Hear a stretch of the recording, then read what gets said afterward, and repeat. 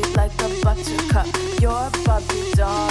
Show them all what I'm made of. Strut down the hall. Won't stop till I get enough. All right, so we're diving into Fulham versus Manchester United from January 26th, Right. 2025. And we've got a match report to break down and some thoughts from Rio Ferdinand and Karen Carney. Man, you snuck away with a 1-0 win, but the scoreline doesn't really tell the whole story. No, not at all. Yeah. Fulham were on like a home winning streak. Right. Playing with a ton of confidence. Yeah. And Manchester United, under their new manager, Ruben Amorim, were still trying to kind of find their footing. Okay. You had all the makings of a really exciting match. And the match report really digs into how it all unfolded on the pitch. I mean, can you believe Manchester United only had one shot on target the entire game? It's funny how football works sometimes, isn't it? And that was the goal. Manchester United might not have been the flashiest team on the day, Right. but they were incredibly efficient. Oh, okay. Amorim seems to have them playing a very disciplined style. Yeah. Focused on defensive solidity, and they took their chance when it came. So it wasn't just luck. There was an actual strategy behind that efficiency. Exactly. And this result really throws into question whether I guess that's what sets apart a top manager like Amorim. a team needs to dominate possession and create tons of chances to win, Right. or if under a manager like Amorim, Man U can just find ways to grind out results. Mm-hmm. I mean, they weren't exactly lighting up the scoreboard, Yeah. but they got the 3 points, and that's what matters in the end. I'm starting to see why they call this a deep dive. I'm already thinking about this match in a whole new way. So tell me more about how the match actually played out. They did, especially in that first half. Yeah, it sounds like Fulham had their fair share of chances. The match report details at least 3 clear-cut chances for Fulham. Okay. Mitrovic had that header in the 10th minute that went just wide, then Reed's shot that went just past the post. Fulham really should have been ahead at halftime. Okay, so it sounds like Man U's defense was really put to the test. It seems like Amorim had them organized What was their defensive setup like? in a compact mid-block, Did they sit back or were they pressing high? really disciplined, ready to absorb pressure. They weren't pressing high, but they weren't sitting deep either. Okay. They closed down space quickly, forced Fulham into wide areas, and relied on their center backs, especially Martinez, to win those aerial duels. Martinez, the unexpected hero of the match. Defender by trade, goal scorer on the day. Right. How about that goal? In the 78th minute, he takes a shot from about 25 yards out. Not exactly known for his long-range shooting. Wow. And it deflects off of Fulham's Sasa Lukic and loops over the keeper into the back of the net. What a moment. I mean, do you think he meant to shoot or was it a bit of a fluke? Well, he claims in his post-match interview that it was a deliberate shot, but I have my doubts. Either way, it was the decisive moment in the match. And you have to credit him for even taking the shot. And it sounds like he's a pretty humble guy, too. The report mentions that he was praising his teammates, especially young Toby Collier. He gives a shout out to Collier for making a crucial goal line clearance late in the game. That's where the defender clears the ball off the line, preventing what could have been a sure goal. Wow. If Collier hadn't been there. Fulham might have equalized. Imagine being a young player like Collier and getting praise from a World Cup winner like Martinez. He was ecstatic, of course. Talk about a confidence boost. Described it as unbelievable. Did the report say anything about how Collier reacted to the praise? And said he's learning a lot from the experienced players.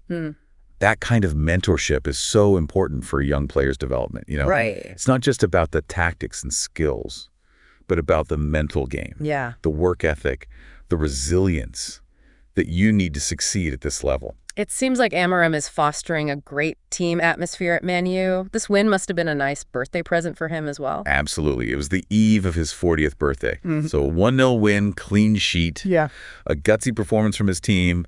Not a bad way to celebrate. And this win might be a sign of even bigger things to come for Man U. Okay, so we've got a gritty Man U win, a few missed chances from Fulham, and a goal that could be a contender for luckiest goal of the season. But what did the pundits have to say about all this? Well, Rio Ferdinand and Karen Carney both had some interesting takes. So what did Rio and Karen have to say about the match? Well, Rio, Yeah.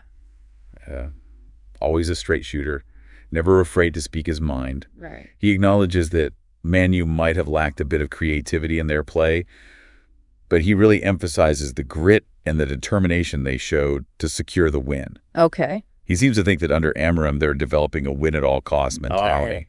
Makes sense coming from Rio. Which can be crucial. A legend at Old Trafford himself. In a league as tough as the Premier League. It's like he's saying, look, it wasn't pretty, but they got the job done. And sometimes that's all that matters. What about Karen? What was her perspective? Karen, always the astute analyst, focuses on Fulham's missed opportunities. Oh, okay. She uses the phrase disappointing in the final third, meaning they weren't clinical enough with their finishing, despite creating some good chances. And she points out how Man U's defensive solidity under Amorim makes them incredibly dangerous on the counterattack. Yeah. If you can't finish your chances against them, they'll punish you. So two different perspectives from the pundits, Rio praising Man U's grit, while Karen highlighting Fulham's missed opportunities. Exactly. It's really interesting to see how the same match can be interpreted in different ways. And it speaks to the complexity of football, right? There's so many factors that influence the outcome of a match. Yeah. And different analysts will focus on different aspects. Okay, so we've looked at the match through the eyes of the players, the manager, and the pundits. Yeah. But let's zoom out even further. What are the bigger picture implications of this result? It's definitely a positive sign for Man U. What does this win mean for Man U going forward? It shows they can win even when they're not playing their best. That kind of resilience can be crucial in a long, grueling season. Right. And it also suggests that Amorim's tactics, his emphasis on defensive organization and tactical discipline, are starting to take shape. It's still early days for Amorim at Man U, but this win feels like a statement.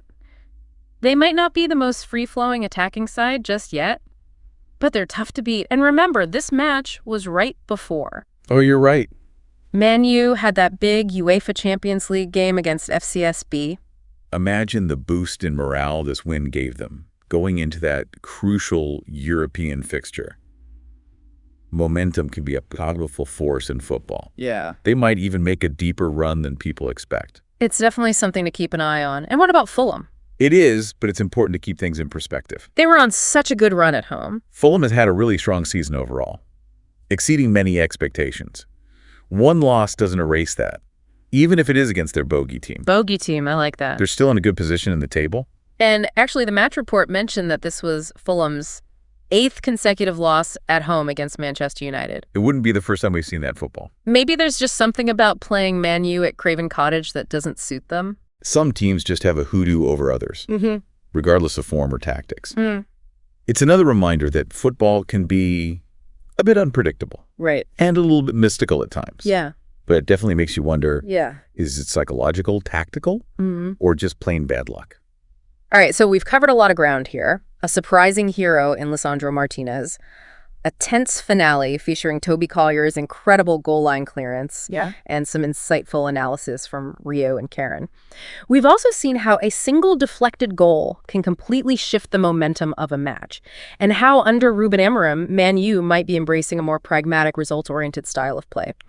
But as we head into the final stretch of our deep dive, I think it's time to grapple with the question that's been lingering in my mind since that final whistle blew. So we saw Man U win, without being particularly impressive. They weren't creating a ton of chances, but they were organized, they defended well, and took their chance when it came. Yes. So this begs the question, do you have to play beautiful attacking football to be successful? That's the million-dollar question, isn't it? Or can grit and determination sometimes be enough? It's a debate that's raged in football for ages. Style versus substance. I can see both sides of the argument. Some fans live for those moments of brilliance. I mean, who doesn't love a team that plays with flair and excitement? The intricate passing moves the goals that make you jump out of your seat. But others, and I think Rio might fall into this camp, and prioritize results above all else. But then again, there's a certain satisfaction in seeing a team grind out a result. Especially when they've been under pressure. Exactly. And this match really highlights that there's no single right way to play football. Right. Different approaches can be successful depending on the team, the opponent. The specific circumstances of the match. Look at a manager like Diego Simeone at Atletico Madrid. They've built a dynasty on being defensively solid and ruthlessly efficient. You're right. And it's interesting to think about how Amorim might be shaping Man U in a similar mold. Maybe we won't see them playing that swashbuckling attacking football that they were known for under previous managers. But if they can be defensively organized, tough to break down, and clinical on the counterattack, absolutely, they could be a real force to be reckoned with. It's like they say defense wins championships, right?